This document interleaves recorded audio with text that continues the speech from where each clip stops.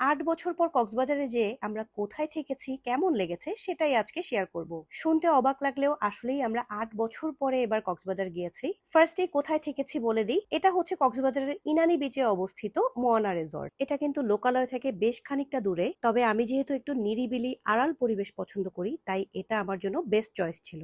আমরা বুক করেছিলাম কুঞ্জ পুল ভিলা। এটা মূলত একটা ডুপ্লেক্স হাউস, 2 তলায় হচ্ছে এই ইকো কাপল রুমটা, যেখানে আমরা 3 জন থাকার জন্য একটা এক্সট্রা ম্যাট্রেস অ্যাড করে নিয়েছিলাম। বেডরুমটার সাথেই একটা বিশাল বড় ব্যালকনি আছে। ব্যালকনি থেকে এত সুন্দর দারুণ একটা ভিউ, যেটা দেখলেই সমস্ত ক্লান্তি দূর হয়ে যাবে। ডুপ্লেক্স ভিলাটা দিয়ে এখন আমরা কাঠের সিঁড়ি বেয়ে নিচে নেমে যাচ্ছি। ভিলার নিচতলায় মূলত আছে একটা সুন্দর প্রাইভেট পুল। পুলের পাশেই টেবিল চেয়ার এবং বেসিন আছে, তার পাশেই আছে ওয়াশরুম। কুঞ্জ পুল ভিলার মেইন আকর্ষণটাই হচ্ছে এর ব্যালকনি ভিউ। সামনে যেটা দেখতে পাচ্ছেন এটা কিন্তু সমুদ্র নয়, এটা হচ্ছে রেজু খাল। রিসর্টের ঠিক সামনেই হচ্ছে এই রেজু খালটা, যেটা আমার কাছে মূলত মনে হয়েছে সমুদ্রের থেকে কম কিছু না। তবে রেজু খালটা পার হলেই পৌঁছে যাবেন ইনানি বিচে, যেটা জনপ্রতি মাত্র 50 টাকা করে নৌকায় পার হওয়া যায়। প্রথমেই থাকবে বিশাল সুন্দর একটা ঝাউবন, যেখানে আরাম করে এই দোলনাগুলোতে দোল খেতে পারবেন একদম ফ্রিতে। আর সামনেই দেখতে পাবেন বিস্তীর্ণ সমুদ্র। সবচেয়ে দারুণ ব্যাপার হচ্ছে মোয়ানা রিসর্টে কিন্তু আপনারা বিভিন্ন রেঞ্জের রুম পেয়ে যাবেন থাকার জন্য।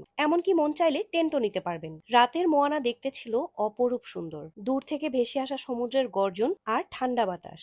সকালবেলা কমপ্লিমেন্টারি ব্রেকফাস্টে বেশ ভালোই আইটেম দেওয়া হয়েছিল। লাঞ্চের আইটেমগুলো আমরা মোটামুটি 4 থেকে 5 ঘন্টা আগেই অর্ডার করে রেখেছিলাম। খাবারগুলো যেমন মজা, ডাইনিং স্পেসের পরিবেশটাও ছিল মনোরম। রাতে আমরা মোয়ানাতে একদিনই ডিনার করেছি, আর সেদিন আমরা অর্ডার করেছিলাম বারবিকিউ চিকেন, পরোটা, সালাদ এবং দিয়েছিল তেঁতুলের চাটনি। তবে মোয়ানাতে গিয়ে অবশ্যই এই পিঙ্ক লেমনেডটা ট্রাই করবেন, না হলে মনে রাখবে জীবনের বিশাল কিছু মিস করে ফেলেছেন। সবকিছু মিলিয়ে মোয়ানার ফুড সার্ভিস এবং পরিবেশ আমার কাছে অনেক বেশি ভালো লেগেছে। সকালবেলা উঠে ব্যালকনিতে গিয়ে এই ভিউটা দেখার সাথে সাথেই আপনার জীবনের সকল টেনশন মাথা থেকে ধুয়োর মতো উড়ে যাবে। রেজুখাল পার হওয়ার জন্য নৌকা এবং কোথাও যাওয়ার জন্য অটো আপনারা রিসর্টের সাথে যোগাযোগ করলেই পেয়ে যাবেন। লোকালয় থেকে দূরে এমন নিরিবিলি পরিবেশেই এখন কক্সবাজারের অ্যাকচুয়াল ফিলিংটা পাওয়া যায়। আমার এবারের অ্যানিভার্সারি ট্রিপটা কিন্তু বেস্ট ছিল।